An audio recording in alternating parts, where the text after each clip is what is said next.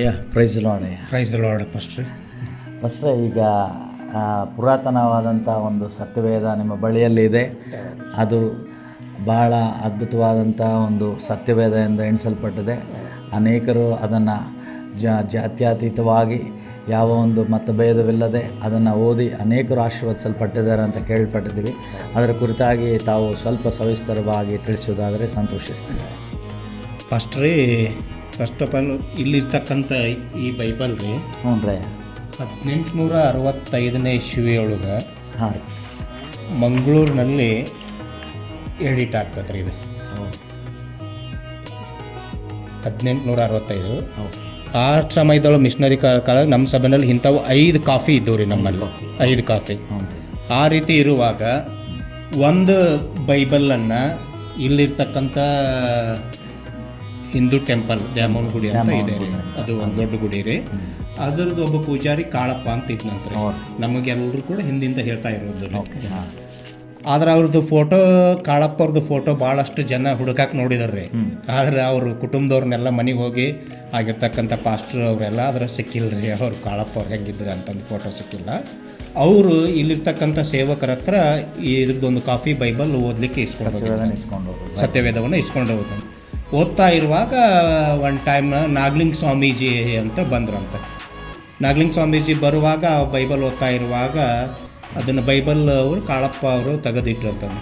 ನೀನೋ ಓದ್ತಾ ಇದ್ದೆಲ್ಲ ಏನೋ ಮುಚ್ಚಿಟ್ಟಿ ಅಂತ ಹೇಳುವಾಗ ಅದು ಬೈಬಲ್ ಕಂಡುಬಡ್ತು. ಅವಾಗ ನಾಗಲಿಂಗ ಸ್ವಾಮೀಜಿಗಳು ಆ ಬೈಬಲ್ ತೊಗೊಂಡು ಅಲ್ಲೇ ಒಂದು ತೆಂಗಿನಕಾಯಿ ಸುಲಿಯೋದು ಒಂದು ಕಿರುಮೋಳೆ ಇತ್ತಂತ ಅಷ್ಟು, ಅದನ್ನು ತೊಗೊಂಡು ಇದು ಬೈಬಲ್ ಏನಿದು ದೊಡ್ಡದ್ರಿ, ಇದ್ರ ಮೇಲಿಂದ ಸೆಂಟರ್ನಲ್ಲಿ ಫುಲ್ಲು ಹೋಲ್ ಹಾಕಿದ್ದಾರೆ, ಮೇಲಿಂದ ಕೆಳಗಡೆ ಹೋಲ್ ಹಾಕಿದ್ದಾರೆ.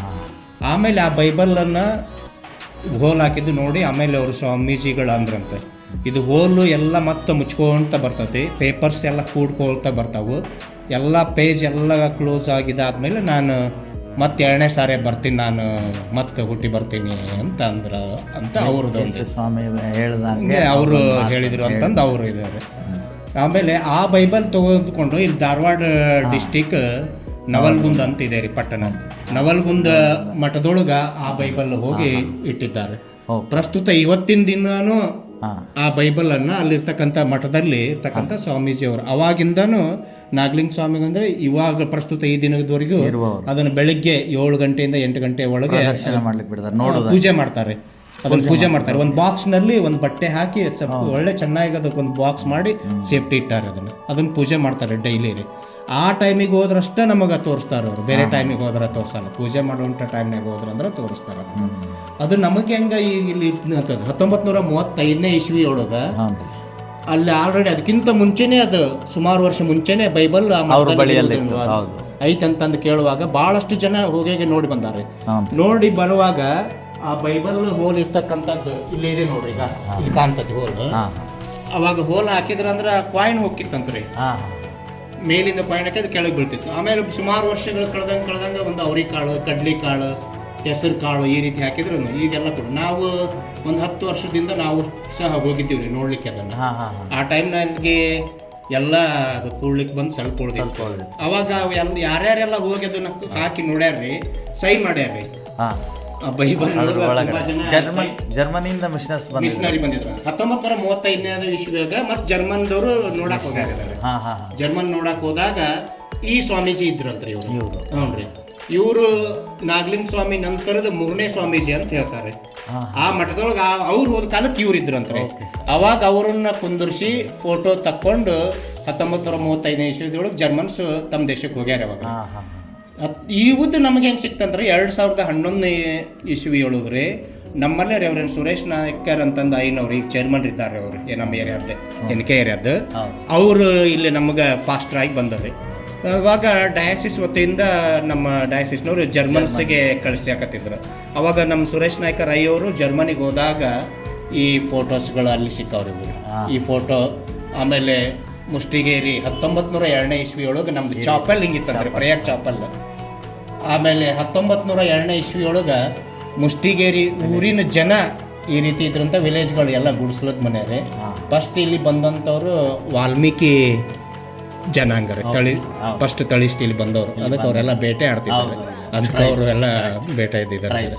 ಆಮೇಲೆ ಇದ್ರ ಫೌಂಡರ್ ಫಸ್ಟ್ 1877ನೇ ಇಸ್ವಿ ಒಳಗೆ ರೆವರೆಂಡ್ ಜಿ ಗ್ರೋಸ್ಮನ್ ಅಂತಂದ್ರೆ ಜರ್ಮನ್ ಮಿಷನರಿ, ಅವ್ರು ಇಲ್ಲಿ ಬರ್ತಾರ್ರಿ 1877 ಬಂದು ಇಲ್ಲಿ ಸುವಾರ್ತೆಯನ್ನ ಸಾರುವಾಗ ಅನೇಕ ಕುಟುಂಬಗಳು ರಕ್ಷಣೆ ಹೊಂದಿ ಯೇಸು ಕ್ರಿಸ್ತನ ಮೇಲೆ ದೀಕ್ಷಾ ಸ್ನಾನ ಮಾಡಿಸ್ಕೊಂಡು ಸಭೆ ಸ್ಥಾಪನೆ ಮಾಡೋದು. ಅದಕ್ಕೆ ಇದನ್ನು 2003ನೇ ಇಸ್ವಿ ಒಳಗೆ ದೇವಾಲಯದ 125ನೇ ವಾರ್ಷಿಕೋತ್ಸವ ಇತ್ತು. ಅವತ್ತು ಆಗಿರ್ತಕ್ಕಂಥ ಬಿಷೋಪ್ರು ರೆವರೆಂಡ್ ಡಾಕ್ಟರ್ ಫಿಜೆ ಬಲ್ಮಿ ಬಿಷಪ್ ಇದ್ದಾಗ ಅವಾಗ ಸಭೆಯವರು ಎಲ್ಲರೂ ಕೂಡಿ ಇದನ್ನು CSI ಗ್ರೋಸ್ಮನ್ ಸ್ಮಾರಕ ದೇವಾಲಯ ಅಂತಂದು ಇವ್ರ ಹೆಸರಿಟ್ಟು ಅದನ್ನು ನಾಮಕರಣ ಮಾಡಿದ್ರು.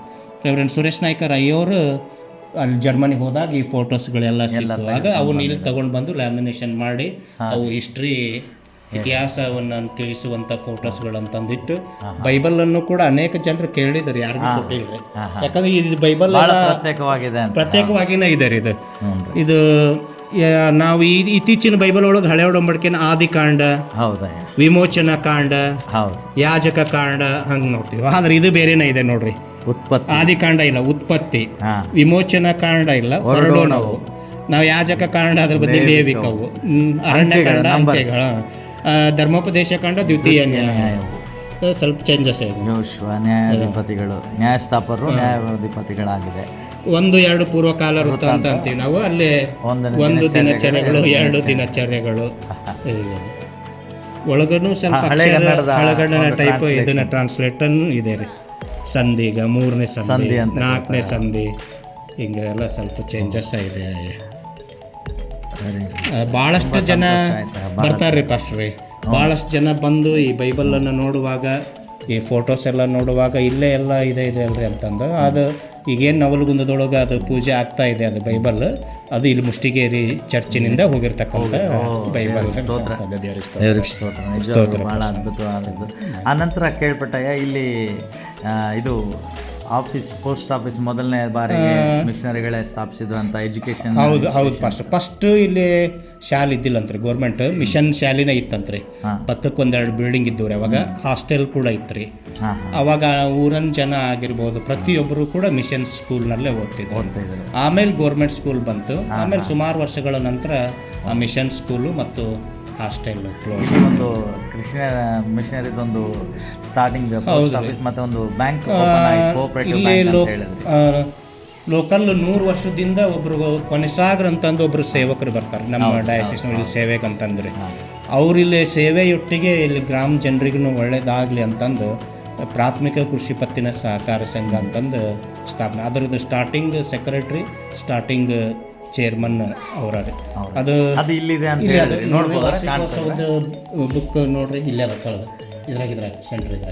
ವರ್ಷದ ಕಳೆದ ದಿನಗಳಲ್ಲಿ 100 ವರ್ಷದ ಇದನ್ನು ಮಾಡಿದ್ದಾರೆ. ಇದರೇ 100 ವರ್ಷ ಆತ್ರಿ ಈಗಿದ್ದಾರೆ. ಅದನ್ನು ಹಾಕಿದ್ದಾರೆ ನೋಡ್ರಿ, ಅವ್ರದ್ದು ಫೋಟೋ ಕೊನ್ಸಾಗರ್ ಅವರ ನೆನಪಿಗಾಗಿ ಸ್ಟಾರ್ಟ್ ಮಾಡಿದ್ದಾರೆ ಅಂತಂದು. ದಿವಂಗತ ಶ್ರೀ ಸಮುವೇಲ್ ಜೋಸೆಫ್ ಕೊನ್ಸಾಗರ್ ಸಂಸ್ಥಾಪಕ ಅಧ್ಯಕ್ಷರು ಹಾಗೂ ಕಾರ್ಯದರ್ಶಿಗಳು ಇವರೇ ಅದನ್ನು ಸ್ಟಾರ್ಟ್ ಮಾಡಿ ಇದನ್ನು ಮಾಡಿದ್ದಾರೆ. ಈಗದು ಎಲ್ಲ ಗ್ರಾಮದವರು ಎಲ್ಲರ ಸಹಕಾರದಿಂದ ಪ್ರತಿಯೊಬ್ಬ ಜನರಿಂದ ಒಳ್ಳೆ ಮಟ್ಟದೊಳಗೆ ಬೆಳೆದು ನಿಂತಿದೆ. ಈಗ ಸೊಸೈಟಿ 100 ವರ್ಷ ಎಷ್ಟನೇ ಫಸ್ಟ್ ಈ ಜಿಲ್ಲಾಕ್ಕೆ ಎಷ್ಟನೇ ಸ್ಥಾನ ಬಂತಲ್ಲ, ತಾಲೂಕಿಗೆ, ನಮ್ಮ ಬದಾಮಿ ತಾಲೂಕಿಗೆ ಈ ಸೊಸೈಟಿ ಈ ವರ್ಷ ಫಸ್ಟ್ ಬಂದು ಬೆಸ್ಟ್ ಬ್ಯಾಂಕ್ ಅಂತಂದು PKPS ಅಂತಂದು ಪ್ರೈಸ್ ಕೂಡ ತೆಗೆದು. ಆಮೇಲೆ ಬಸ್ ಇಲ್ಲಿ ಸಾರಿಗೆ ವ್ಯವಸ್ಥೆ ಆಗಬೇಕಾದ್ರೆ ಅಂದ್ರೆ ರೆವರೆಂಡ್ KB ಗುಂಡಿ, ಕುಮಾರ್ ಗುಂಡಿ ಅಂತಂದು ನಮ್ಮ ಡಯಾಸಿಸ್ ಪಾಸ್ಟರ್ಸ್ ಇದ್ದರು. ಅವರು ಎಲ್ಲ ಅಲ್ಲಿ KSRTC ಅವರ ಪರಿಚಯ ಇರೋದ್ರಿಂದ ಅವ್ರ ರಿಲೇಷನ್ ಒಬ್ಬರು ಅಧಿಕಾರಿ ಅವ್ರನ್ನ ಹಿಡ್ಕೊಂಡು ಫಸ್ಟ್ ಇಲ್ಲಿ ಬಸ್ ಬರಲಿಕ್ಕೆ ಆಗುವಂಗೆ ಇದನ್ನು ಮಾಡಿದ್ರು. ಆಮೇಲೆ ಮಿಷನರಿಗಳ ಕಾಲಕ್ಕೆ ಇಲ್ಲಿ ಒಂದು ಸಿಹಿ ನೀರಿನ ಬಾವಿ ಇತ್ತು ರೀ. ಬಾವಿ ಅವಾಗೆಲ್ಲ, ಈಗೆಲ್ಲ ಬೋರ್ವೆಲ್ಸ್ ರೀ. 100 ವರ್ಷಗಳ ಹಿಂದೆ ಊರಿನ ಜನರಿಗೆಲ್ಲ ಅನುಕೂಲ ಆಗ್ಬೇಕಂತಂದು ಕುಡಿ ನೀರುದಕ್ಕೋಸ್ಕರ ಮಿಷನರಿಗಳು ತೋಡಿದ್ದು ಒಂದು ಬಾವಿ. ಅದೇ ಬಾವಿ ಎಲ್ಲ ಊರನ್ನವ್ರಿಗೆ ನೀರನ್ನು ಸಾಕು ಮಾಡ್ತಾ ಇತ್ತಂತ. ಆಮೇಲೆ ಈಗೆಲ್ಲ ಬೋರ್ವೆಲ್ಗಳಾಗಿ ಎಲ್ಲ ಇದಾಗಿದ್ದರಿಂದ ಅದು ಈಗ ಬಾವಿ ಅದು ಇತ್ತೀಚಿನ ವರ್ಷಗಳಲ್ಲಿ ಅದು ಬತ್ತಿ ಹೋಗಿದೆ. ಇದೇ ರೀ ನೀರು ಬತ್ತಿ ಹೋಗಿದೆ. ಈಗ ಇಲ್ಲಿ ಬಂದಿರತಕ್ಕಂಥ ವಿದೇಶಿ ಮಿಷನರಿಗಳಾಗಿರ್ಬೋದು ರೀ, ಮತ್ತು ನಮ್ಮ ದೇಶೀಯ ಸಭಾಪಾಲಕರುಗಳು ಆಗಿರ್ಬೋದು. ಈ ಧಾರ್ಮಿಕ ಸೇವೆಯೊಟ್ಟಿಗೆ ಸಾಮಾಜಿಕ ಸೇವೆಯನ್ನು ಕೂಡ ಅನೇಕರು ಇಲ್ಲಿ ಮಾಡಿದ್ದಾರೆ. ಆಮೇಲೆ ಕುರಿ ಸೊಸೈಟಿನ ತೆಗೆದರು. ಆಮೇಲೆ ಇಲ್ಲಿ ಒಂದಿದೆ ರೀ, ಅಲ್ಪಸಂಖ್ಯಾತರ ವಿವಿಧ ಉದ್ದೇಶಗಳ ಸಹಕಾರಿ ಸಂಘ ಅಂತ ಕೂಡ ಸುಮಾರು 16 ವರ್ಷದಿಂದ ಮಾಡಿದ್ರು. ಸುಮಾರು ಒಂದು ಇದು ನಮ್ಮ ಸಂಸ್ಥೆಯಿಂದ ನಮ್ಮ ಇದರಿಂದ ಇದರಲ್ಲಿ ಮುಸ್ಲಿಮು ಕ್ರೈಸ್ತರು ಸುಮಾರು 200-300 ಜನ ಮೆಂಬರ್ಸ್ ಇದ್ದಾರೆ. ಒಂದು 40-50 ಲಕ್ಷದ ವ್ಯವಹಾರ ಇದೆ ರೀ. ಒಬ್ಬೊಬ್ಬರಿಗೆ 30,000ವರೆಗೆ ಲೋನ್ ಕೊಡ್ತಾರೆ. ಕೊಟ್ಟು ಅವರು ಆರ್ಥಿಕವಾಗಿ ಏನಾದರೂ ಕೆಲಸ ಕಾರ್ಯಗಳನ್ನು ಮಾಡಿಕೊಂಡು ಆರ್ಥಿಕವಾಗಿ ಮುಂದೆ ಬರಲಿ ಅಂತಂದು ಇದರಿಂದ ಅನೇಕ ಸಾಮಾಜಿಕ ಕಾರ್ಯಗಳು ಕೂಡ. ಧನ್ಯವಾದಗಳು ಅಯ್ಯವರೇ, ನಮಗೆ ಈ ಒಂದು ಅವಕಾಶವನ್ನು ಕೊಟ್ಟು ಮುಸ್ಟಿಗೇರಿ ಒಂದು ಚಾರಿತ್ರಾತ್ಮಕ ಮತ್ತು ಆಶೀರ್ವಾದದಾಯಕವಾದಂಥ ಈ ಒಂದು ಪ್ರಾಂತ್ಯಕ್ಕೆ ನಮ್ಮನ್ನು ನೀವು ಆಹ್ವಾನಿಸಿದಿರಿ. ನಿಜವಾಗಲೂ ದೇವರ ಕೃಪೆಯಿಂದ 2 ದಿನಗಳ ಕಾಲ ಅದ್ಭುತವಾಗಿ ಸೇವೆ ನಡೆಸೋದಕ್ಕೆ ಸಹಾಯವಾಯಿತು. ಅದಕ್ಕಾಗಿ ನಿಮಗೆ ಧನ್ಯವಾದಗಳನ್ನು ಸಲ್ಲಿಸ್ತಾ ಇದ್ದೇವೆ. ಆಮೇಲೆ ಫಸ್ಟ್ ಇಲ್ಲೇ ಭಾಳಷ್ಟು ದೇಶೀಯ ವಿದೇಶೀಯ ಸೇವಕರುಗಳು ಏನು ಸೇವೆ ಮಾಡಿದ್ದಾರೆ, ಊರನ್ನವ್ರಿಗೆ ಸಾಮಾಜಿಕವಾಗಿಯೂ ಕೂಡ ಅನೇಕ ಉಪಯೋಗಗಳಾಗಿವೆ.